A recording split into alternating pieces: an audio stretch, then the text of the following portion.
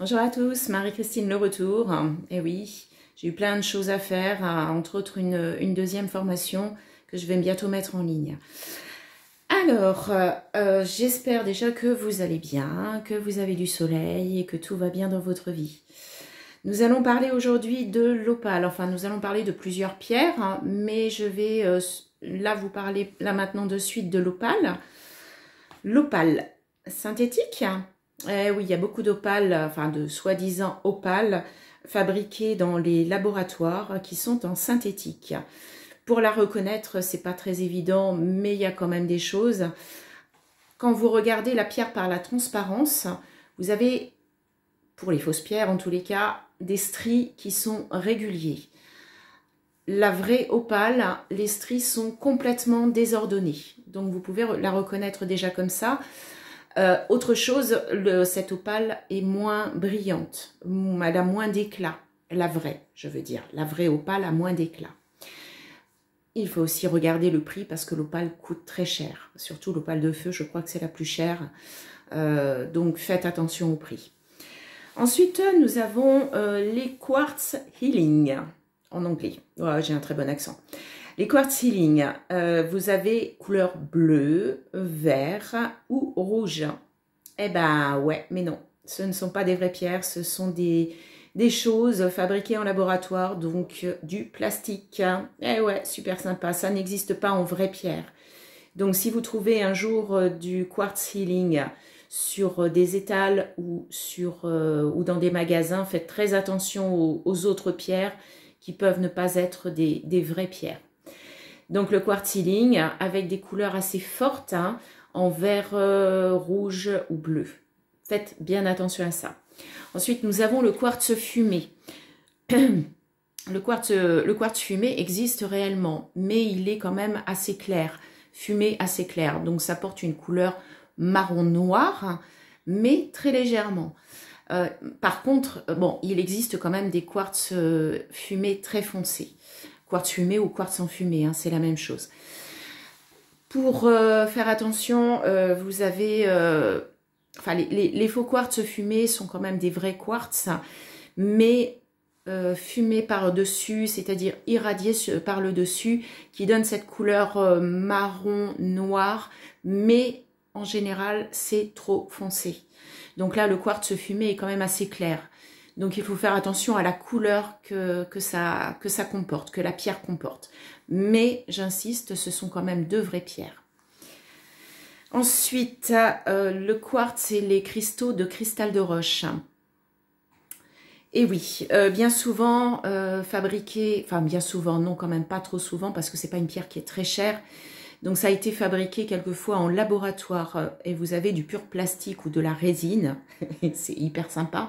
Si vous voyez que votre cristal de roche est trop fait à la perfection, c'est-à-dire que cela ne comporte aucun défaut, aucun petit stri, rien du tout à l'intérieur de votre cristal, c'est qu'il y a un souci, il y a de fortes chances que ce soit du plastique.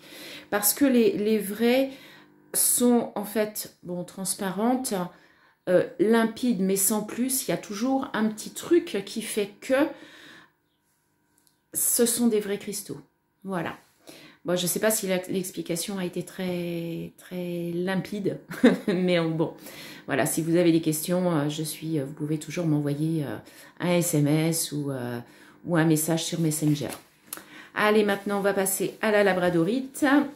Alors, magnifique pierre, évidemment, très très connue et très recherchée à une époque. C'est pour ça que les laboratoires ont fabriqué de la labradorite en résine. Voilà. Donc c'est une pierre qui a été très chère et qui commence un petit peu à diminuer au niveau de son prix parce qu'il y a moins de demandes. Donc la labradorite peut être soit en résine, donc comme je disais, soit reconstituée. Voilà. Si vous avez des bijoux qui sont en labradorite, attention à ce que vous achetez. Par exemple, au niveau du prix, hein, c'est toujours la même chose. Mais aussi en pierre roulée, en galet. Ça peut être de la pierre reconstituée ou tout simplement de la résine. Bon, là, pour reconnaître, c'est pas forcément très, très évident. moi je la reconnais et la plupart du temps, quand la pierre est très chargée, parce que c'est une pierre qui se charge très très vite, je la passe au bol tibétain et vous avez la couleur de la pierre qui change. Donc là, je sais pertinemment que c'est pas de la résine. Ensuite, on a de la moldavite. Moldavite est une variété de tektite. Alors, il y en a beaucoup qui s'amusent à dire que c'est de la pierre extraterrestre. Pas du tout. Pas du tout. En fait, ça vient du... comment ça s'appelle déjà, des météorites qui descendent sur Terre. Et avec leur descente, ça fait beaucoup de chaleur. Et donc, c'est l'impact sur la terre qui fait que vous pouvez avoir de la moldavite. Alors, elle est verte, elle est très jolie, verte transparente. C'est très compliqué à en trouver parce qu'il n'y a qu'un seul gisement dans le monde. On n'en a pour l'instant pas trouvé d'autres.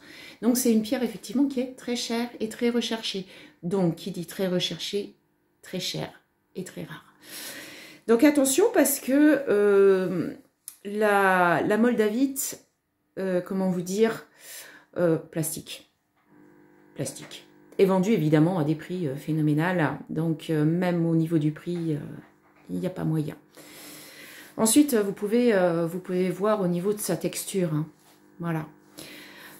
Et voilà, parlons de la météorite. La météorite, tout le monde sait ce que c'est, ça vient du ciel, ça descend sur terre, c'est souvent une pierre ferreuse. C'est pourquoi nous avons des chers messieurs et dames qui nous font couler du métal et qu'ils vous vendent ça pour de la météorite. Or, c'est pas une pierre extraterrestre. Si vous coulez du métal, vous pouvez être sûr que c'est une pierre qui vient de terre, hein. Donc souvent ferreuse, mais trafiquée. Donc là, c'est pareil, les météorites, il n'y en a pas non plus... des quantités phénoménales, donc attention à ce que vous achetez. Alors, nous avons, et ce sera la dernière, les géodes. Mon Dieu, les géodes. Très cher, évidemment, hein, très très cher. Attention à ce que vous achetez.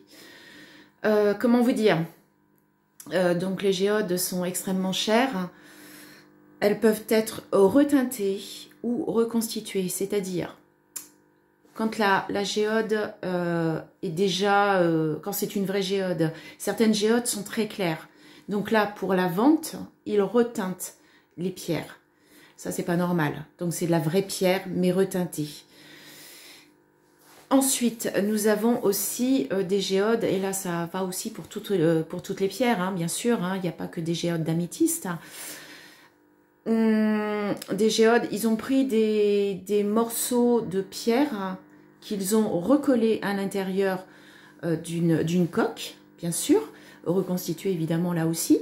Donc ils recollent des vraies pierres à l'intérieur, ce qui forme une géode en fait. Voilà.